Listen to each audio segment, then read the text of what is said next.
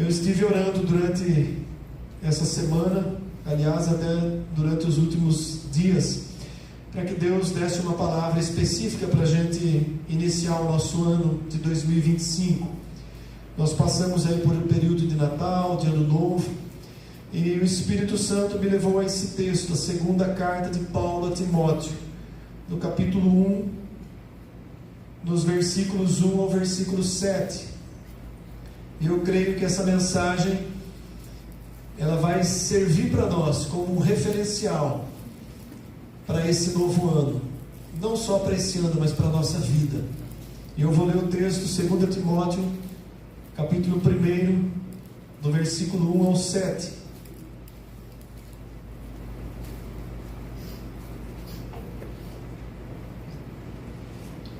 Diz assim a palavra do nosso Deus: Paulo, apóstolo de Cristo Jesus, pela vontade de Deus, de conformidade com a promessa da vida que está em Cristo Jesus, ao amado filho Timóteo, graça, misericórdia e paz da parte de Deus Pai e de Cristo Jesus, nosso Senhor.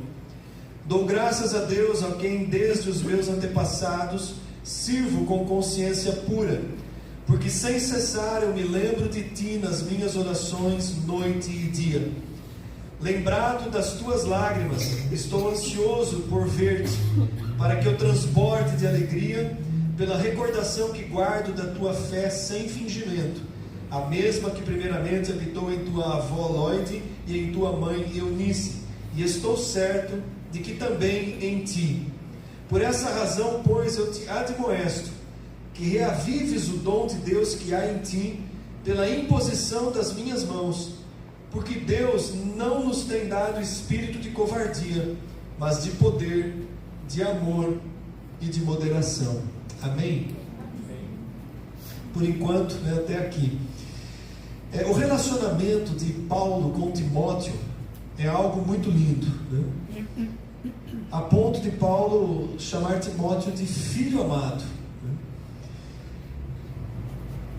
E nesse relacionamento a gente vai ver que há uma cumplicidade daquele que era um tutor, para aquele que era um filho na fé.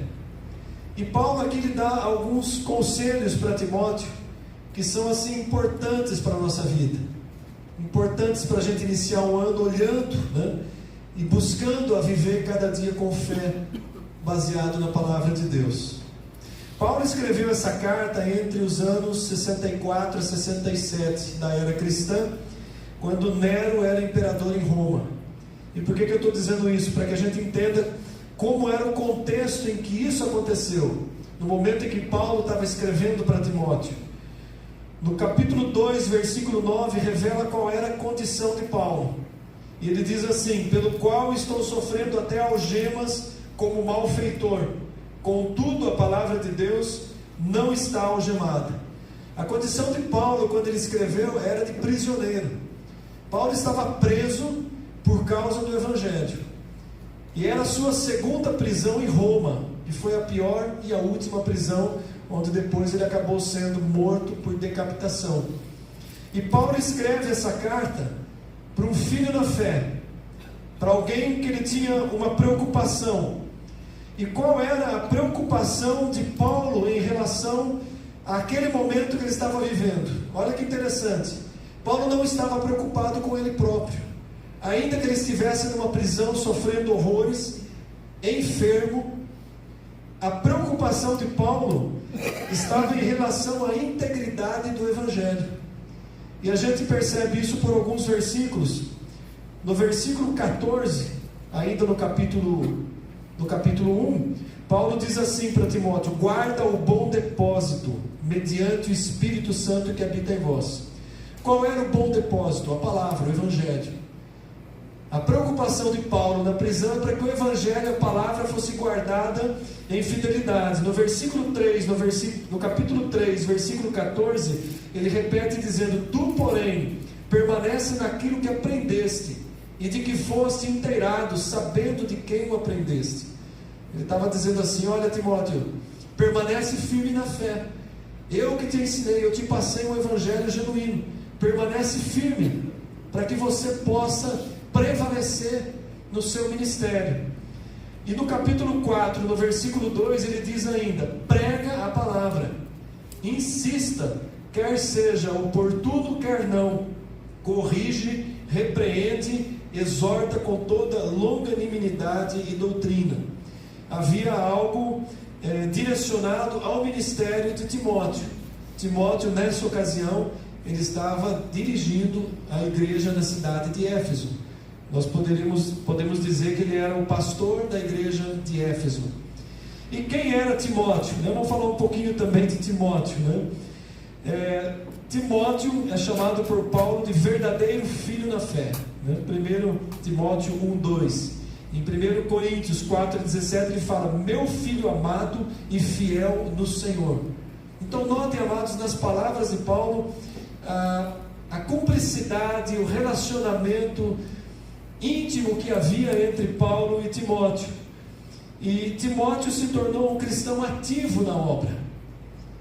Se você pegar o histórico dele, se houvesse um currículo de Timóteo, você ia ver que ele pregou e ensinou em Tessalônica, auxiliou na evangelização de Corinto, esteve com Paulo auxiliando na segunda e na terceira viagem missionária, visitou Paulo na prisão em Roma, esteve com Paulo em Filipos, e segundo um dos pais da igreja, que é Eusébio, ele terminou não só como pastor e presbítero em Éfeso, mas também como bispo da igreja de Éfeso. Mas naquele momento, ele era um jovem pastor na igreja de Éfeso, enfrentando muitas dificuldades, passando por várias provações e precisando desse apoio, desse incentivo, desse direcionamento do apóstolo Paulo. Paulo havia levantado ele como um líder, trabalhado com ele, feito um discipulado com ele, e Timóteo agora tinha um ministério, a qual Paulo lembra que foi dado por Deus, através da imposição de mãos. Nós vamos falar um pouco mais sobre isso. Falando ainda de Timóteo, haviam traços do seu caráter que são importantes para nós. Timóteo era sensível à palavra de Deus, alguém que ouvia, alguém que tinha um coração obediente. Ele recebia a instrução, a orientação de Paulo, e você vai ver no decorrer de todo o Novo Testamento, quando Paulo cita Timóteo, Paulo era alguém que se manteve fiel ao seu chamado. Paulo e Timóteo viviam uma cumplicidade e relacionamento onde havia afeição e lealdade. Por isso a gente olha e vê esse carinho do apóstolo Paulo para com Timóteo. Timóteo também tinha um referencial na sua vida, e Paulo cita a fé da sua mãe Eunice e da sua avó Loide, a qual ele também tinha. Aqui, amados, a gente vê algo bastante interessante, porque o pai de Timóteo era gentil, era um grego, e a mãe e a avó eram judias, convertidas ao cristianismo.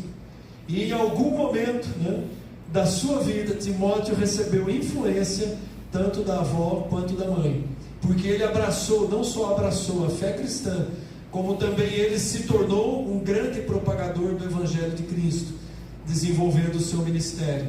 Então aquilo que nós passamos para os nossos filhos é extremamente importante, o cuidado, em transmitir para os filhos os valores espirituais, desde a mais tenra idade. É importante a gente passar isso para os nossos filhos. Aliás, a palavra diz que aquilo que a gente semeia para os filhos na sua infância, ainda quando eles se tornarem adultos, eles vão se lembrar. Não esquece, a semente ficou ali, e toda semente ela tem um tempo para que ela frutifique, transformando vidas. Amém? Esses são alguns detalhes que a gente observa na vida de Timóteo. As cartas de Paulo a Timóteo e também a carta de Paulo a Tito, elas são chamadas de cartas pastorais. Por quê? Porque elas tinham ensinamento, direcionamento específicos, tanto para Timóteo quanto para Tito, que eram líderes dentro da igreja. Mas dentro disso, a gente vai trazer para nós hoje uma reflexão voltada especialmente para a palavra que Paulo libera no versículo 6 que nós lemos: por esta razão eu te admoesto que você reaviva o dom de Deus que há em ti pela imposição das minhas mãos. Isso aqui, amados, é muito importante, né? Eu imagino que Timóteo estava passando dentro do seu ministério, do seu chamado, por um momento difícil, mesmo porque no versículo 4 Paulo fala assim: eu me lembro das tuas lágrimas, né? Ou seja, Timóteo teve momentos em que junto com Paulo ele chorou, ele se lamentou, ele abriu, rasgou o seu coração falando das suas dificuldades. E tem uma frase que eu acho muito bonita, de um autor anônimo, que diz que nós às vezes esquecemos das pessoas com quem nós rimos juntos, mas nós não nos esquecemos das pessoas com as quais nós choramos juntos. E Timóteo tinha chorado com Paulo. Imagine um jovem pastor assumindo o ministério, debaixo da opressão e da perseguição do Império Romano, debaixo da opressão e da perseguição dos judeus que seguiam o judaísmo, e ele lutando e batalhando para transmitir aquilo que ele havia recebido de Deus. Paulo diz assim: olha, o dom que você recebeu foi um dom recebido de Deus. Quando nós recebemos um ministério, algo que nós exercemos na nossa vida cristã, eu não estou falando só na obra, né, dentro da igreja, mas o dom nós recebemos de Deus. A nossa vida deve ser usada, deve ser instrumento de Deus para abençoar outras vidas, principalmente para levar a mensagem do Evangelho para outros. Todos nós recebemos dons de Deus, talentos de Deus, que não podem ser engavetados. Nós precisamos usar, colocar a nossa vida à disposição de Deus. E muito mais ainda, amados, quando o talento, o dom envolve um ministério dentro da obra do Senhor. Qual era o dom que Timóteo tinha? Paulo diz: prega a palavra. O chamado principal de Timóteo é o chamado principal para todo pastor, evangelista, missionário e para todo cristão. Pregue a palavra, divulgue a palavra, aproveite as oportunidades e fale do amor de Cristo para as pessoas. Deus não vai mandar anjos, Ele vai usar a minha vida, a sua vida. Ele vai usar o nosso testemunho, aquilo que nós somos, no nosso relacionamento com as pessoas, para que outras vidas sejam tocadas através da nossa vida. E o chamado de Timóteo era para que ele pregasse a palavra, para que ele não desistisse. E Paulo usa aqui um termo para que ele reavivasse o dom de Deus. O que estava acontecendo, talvez naquele momento, Timóteo estivesse passando por uma situação que fez com que ele se acovardasse diante das circunstâncias. As circunstâncias contrárias que estavam sufocando o seu chamado, sufocando o seu ministério, fizeram com que Timóteo, naquele momento, ele se encolhesse, chorasse na presença de Paulo, falasse das suas dificuldades. E Paulo diz para ele: olha, meu filho na fé, meu filho amado, né? Imagino Paulo escrevendo isso para Timóteo da prisão, não preocupado consigo mesmo, mas preocupado com o seu filho na fé e preocupado com a palavra de Deus que precisava ser divulgada com fidelidade, porque já naquela época haviam falsos mestres, já havia um evangelho distorcido lá na igreja primitiva, desde quando começou, né? Heresias já haviam entrado, confundindo a cabeça do povo. Então aqueles que estavam à frente, quando Paulo ia abrindo igrejas, levantando líderes, a grande missão, e você vê nas cartas de Paulo a preocupação que ele tinha para que se mantivesse uma fidelidade à pregação da palavra, ao evangelho. E ele diz para Timóteo: eu te admoesto, né? A palavra admoestar, ela muitas vezes ela é confundida com a palavra exortar, né? Se você olhar no dicionário, admoestação é correção, é advertência, enquanto que exortar é conselho. Exortar é chamar do lado, é trocar uma ideia, dar um conselho, mas a admoestação ela já tem um peso maior, que é chamar a atenção. Abre o olho, estou te advertindo. Era isso que Paulo estava fazendo com Timóteo naquele momento. Eu estou te advertindo, não perca a visão do teu chamado, Não perca a visão do teu ministério. Não se distraia com aquilo que o mundo está oferecendo. Ele diz para Timóteo: olha, não se prenda às paixões da tua mocidade. Talvez fosse uma área em que Timóteo tivesse confidenciado para Paulo sobre dificuldades de conter, de vencer as paixões da mocidade. E aí você imagina tudo aquilo que a gente que já é um pouco mais velho na caminhada lembra das tentações da nossa mocidade, mas existem também em todo o tempo da vida. Ele diz: olha, fica firme, permanece firme, Timóteo, não abra mão, Timóteo, reaviva o dom de Deus que há em ti. Amados, isso é algo maravilhoso, porque Deus confiou a nós esse dom, é algo que veio dele, e eu não posso pegar o dom que Deus me deu e eu usar do jeito que eu quiser, no lugar que eu quiser, da maneira que eu quiser. Aquilo que Deus me deu eu tenho que usar dentro de um propósito, de um plano de Deus.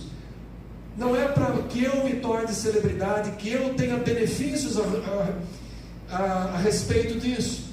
Eu não posso usar os dons e os talentos de Deus para o meu benefício. Olha como que Paulo terminou. Eu postei no Instagram um videozinho de Leonard Ravenhill, não sei se é assim que pronuncia o nome dele, né? Ele já faleceu, e ele estava dizendo isso há muitos anos atrás, né?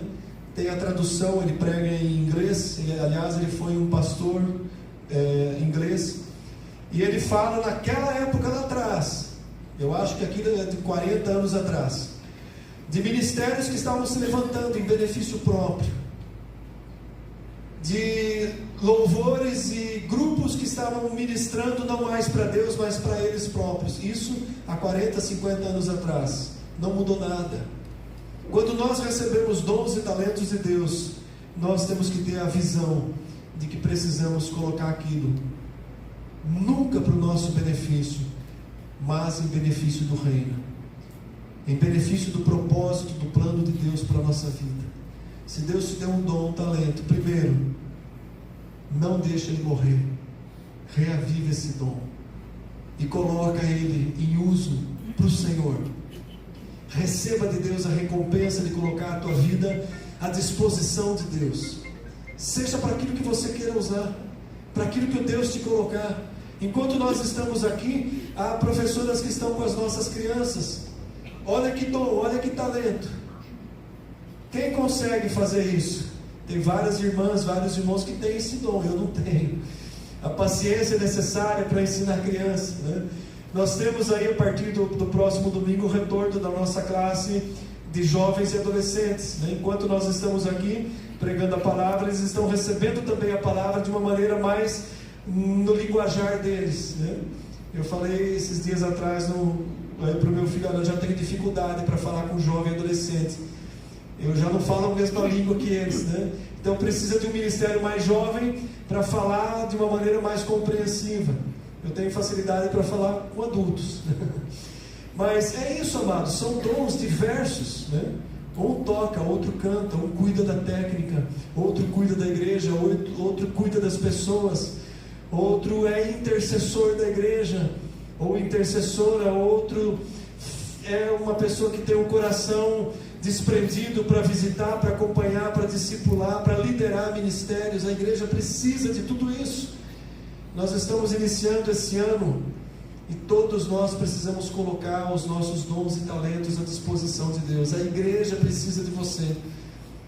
Nós precisamos nos dispor a servir. Esse é um grande chamado, né?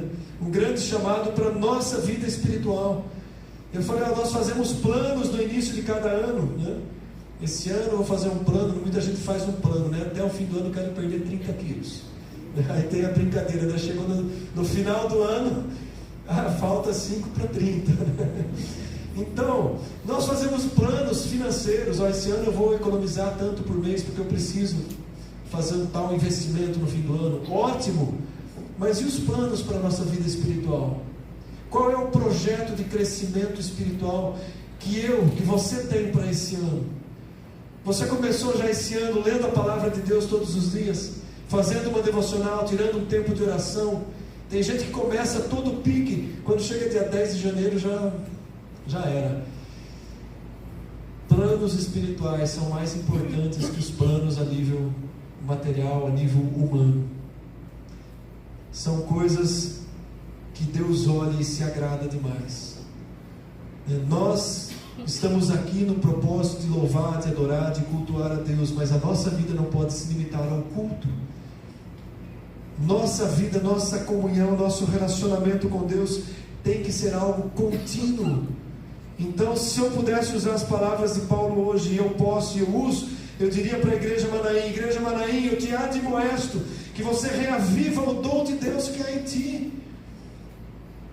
Renova o teu ânimo, a tua disposição, faça o que Deus tem colocado nas tuas mãos para fazer.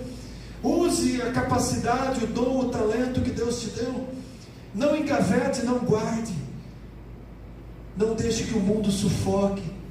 Não deixe que as preocupações da vida impeçam de você desenvolver. Não é fácil não, amados. Alguns irmãos que são mais próximos, a quem muitas vezes a gente senta e conversa e confidencia, porque o pastor também tem que ser pastoreado.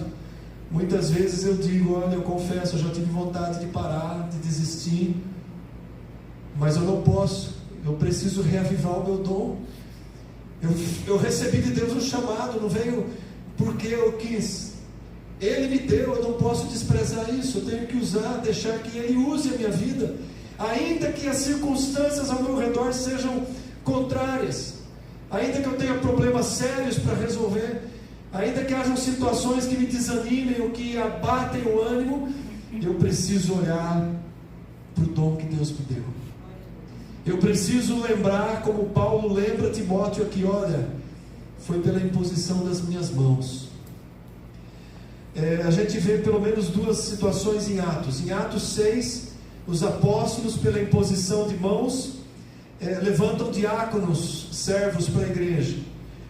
E depois em Atos 13, a igreja de Antioquia, pela imposição de mão do presbitério, levanta Barnabé e Saulo para a obra missionária, para a primeira viagem missionária, por direção do Espírito Santo, em meio à oração e jejuns. A imposição de mãos já era uma prática antiga, que existia até no judaísmo. Mas qual o significado? A pública apresentação de alguém que recebeu um dom de Deus, uma delegação de autoridade espiritual, é sempre maior que abençoa o menor. Então a imposição de mãos, ela faz parte dentro da estrutura da igreja, da ordenação de um pastor, de um presbítero, de um diácono. Não é uma transferência de unção. Isso não existe, transferência de unção. Cada um recebe a sua porção de unção, mas é um ato de você estar publicamente delegando autoridade na vida de alguém. E aí Paulo lembra Timóteo, Timóteo, reaviva o dom de Deus que é em ti, porque você lembra quando, pela imposição das minhas mãos, você recebeu a autoridade de Deus para exercer o teu chamado? E eu estava refletindo nesse texto e me veio dois momentos que marcaram a minha vida. O primeiro foi a minha ordenação juntamente com a minha esposa na igreja Monte Gileade, quando nós fomos ordenados ao ministério pastoral. E eu recebi essa imposição de mãos. E depois, quando eu fui recebido pela igreja Manaim como pastor, quando os presbíteros que estavam na ocasião, muitos deles aqui conosco, o presbítero Henrique, Davi, o Vanderlei, teve aquele momento onde que nós fomos recebidos como pastores através desse rito e recebemos imposição de mãos. E quando nós ordenamos presbíteros, diáconos, nós também fazemos o mesmo. Isso marca a nossa caminhada.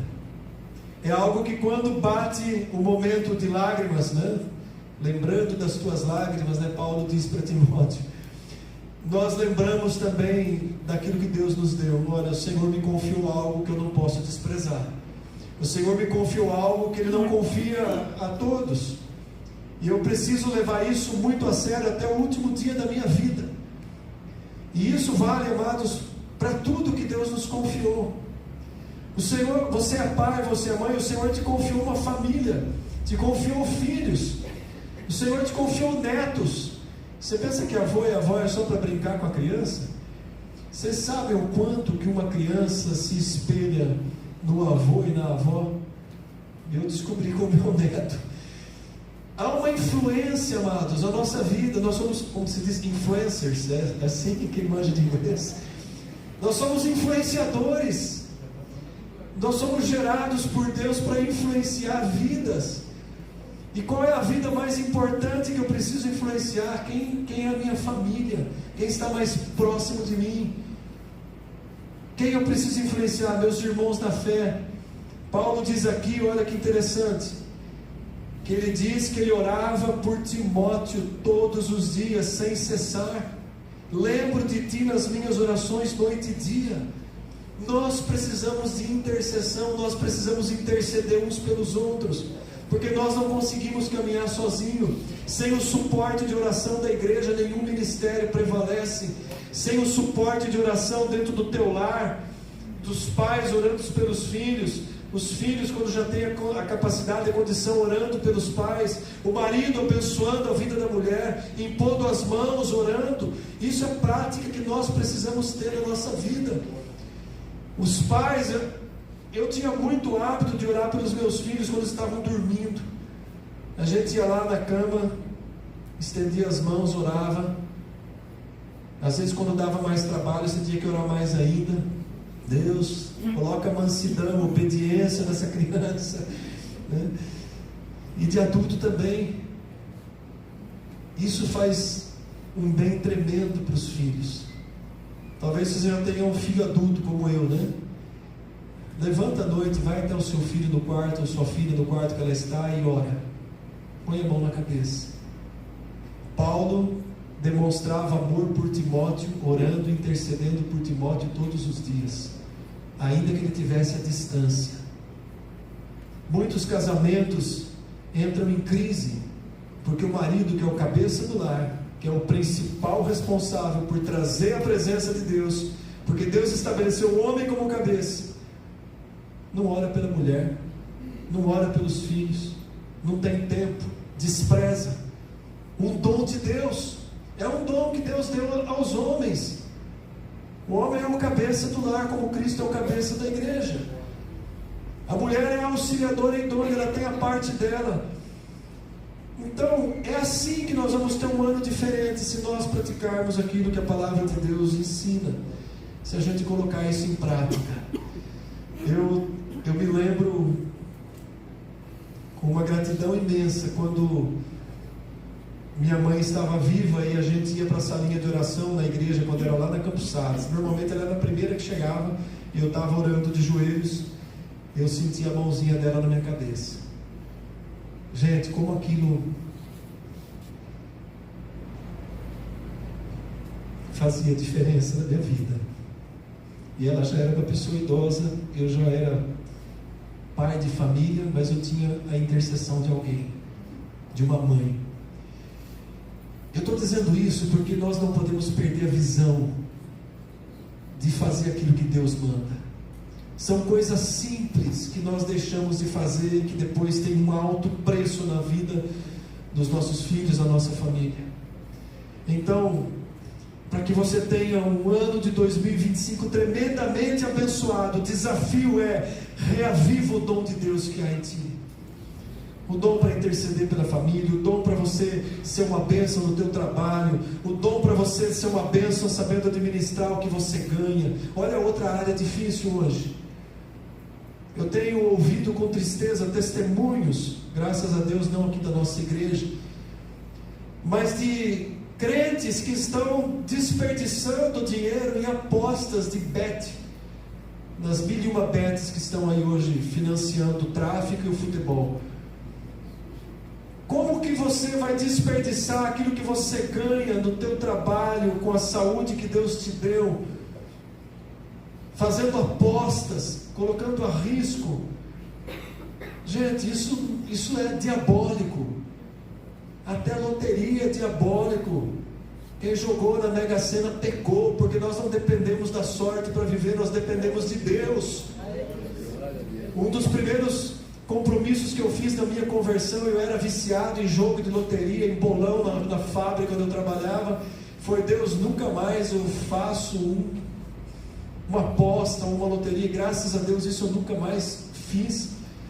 E Deus tem sustentado de uma maneira tremenda, ainda que a gente tenha passado nesses anos por muitas lutas. Quando nós vamos por esse caminho, eu estou dizendo para Deus: olha, eu não confio no Senhor, eu confio na sorte. Já parou para pensar o quanto isso ofende a Deus? Eu confio na sorte, não estou confiando no Senhor. Então, amados, são princípios simples da palavra de Deus que nós precisamos pôr em prática. Simples, simples de tudo. Reaviva o dom de Deus que há em ti. Você recebeu o dom de Deus, você é cheio do Espírito Santo. Se não é, pode ser, né? Se não está tão cheio assim, busque para ser cheio do Espírito Santo. Ah, pastor, como que eu fico cheio do Espírito Santo? É tão simples: vida de oração, louvor, adoração, controle da língua, da boca, do que fala, do que ouve, do que põe diante dos olhos. O que impede da gente hoje, muitas vezes, ser cheio do Espírito Santo, é o que a gente está pondo diante dos olhos. Eu nem trago o celular no culto. Às vezes a gente usa para... tudo bem, né? Tem a Bíblia online, sem problema. Mas o celular virou um vício terrível. Rede social rouba o tempo da presença de Deus. O que eu tenho posto diante dos meus olhos? Quando você está sozinho no seu celular, o que você vai navegar? Amados, ou nós somos crentes ou não somos. Então tudo isso é coisa: a minha vida não vai para frente. Mas não vai por quê? O que você está fazendo nas horas no ócio, né? Igual Davi, né? Passeando no alto do palácio, olhando lá a mulher à distância tomando banho. Era a pornografia daquela época, né? O que você faz nas horas que você está meio à toa? Amaldiçoando a vida, o lar, com pornografia, com lixo, destruindo o relacionamento do casamento, desprezando a esposa. E isso é uma prática, infelizmente, comum no meio cristão. Ah, não tem nada a ver, todo mundo faz, todo mundo vai para o inferno, a grande maioria vai para o inferno. Ou nós somos crentes ou não somos. Quer ter um ano abençoado? Siga o princípio da palavra de Deus. Quer ter um ano de qualquer jeito? Continua do jeito que está. Mas o chamado de Deus para nós hoje é: reaviva o dom de Deus que há em ti. Reaviva o dom de Deus. Reaviva a chama do Espírito Santo no teu coração. A presença de Deus já é um dom de Deus na nossa vida. A presença do Espírito Santo em nós é o maior dom que nós recebemos. Reaviva esse dom, reaviva essa chama, reaviva, restaura o primeiro amor, né? Volta à prática das primeiras obras. É assim que a gente vai ter uma vida diferente, senão vai continuar tudo igual, né?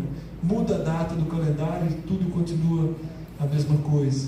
Então, o desafio para mim, para a Igreja Manaim, ainda que as circunstâncias sejam difíceis, ainda que haja problemas na nossa vida, ainda que situações venham a nos desanimar, o chamado para nós é reavivar o dom. Sabe por quê? Terminando com o versículo 7: porque Deus não nos deu espírito de covardia. A palavra covardia é uma palavra pesada, né? Deus não nos deu espírito, aliás, algumas Bíblias ela usa timidez, né? Deus não nos deu um espírito de timidez. O que é isso? De se encolher, de se acovardar, de falar: deixa como está, para ver como é que fica. Deus não nos deu esse espírito. Ele não nos deu um espírito de deixar as coisas do lado, de desânimo, de abatimento. Não. Deus nos deu um espírito. Paulo usa 3 palavras importantes: poder, amor e moderação. A palavra poder é dunamis. E ela é um poder que não é aquele que acontece só uma hora, é algo constante, é uma força que vem continuamente para nos renovar. É o Espírito Santo, uma força que continuamente você está dizendo, de repente você recebe aquilo de Deus. Não, levanta, meu filho, reanima. Poder, é esse Espírito que Deus nos deu, o Espírito de poder, presença do Espírito Santo. Amor, que é a marca do cristão. O cristão não odeia, cristão não vai para vingança, cristão não alimenta ódio, cristão alimenta o amor. Amor na nossa vida, amor. Amor não só pelos seus, mas pelos que estão próximos. Amar a Deus e amar ao próximo como a si mesmo. É a marca do cristão. É um desafio para nós. Como que eu posso demonstrar amor de diversas formas? Há 1000 formas de demonstrar amor, né? Eu não tenho muito hábito de dizer para minha esposa eu te amo. Mas há maneiras tão mais profundas de demonstrar amor. Muito mais profundas do que palavras. Atitudes. Atitudes. Mais importante do que palavras. E por último ele diz moderação. A palavra moderação, ela tem o sentido aqui de um espírito de domínio próprio. Equilíbrio. Equilibrado. Então o cristão, ele tem um espírito de poder que vem do Espírito Santo de Deus. O amor é a marca da sua vida, e a moderação, domínio próprio, equilíbrio nas palavras, nas atitudes, no comportamento. Então, está aí, amados, a receita, né? Você quer ter um 2025 melhor do que 2024? Você quer ter uma vida caminhando, né, para frente, prosperando, olhando para o autor, consumador da fé? Está aqui a receita de Paulo. Ainda que ele estava se referindo ao ministério de Timóteo, a gente traz isso para a nossa vida. Amém? Vamos nos colocar em pé. Convido o nosso ministério de música. Vamos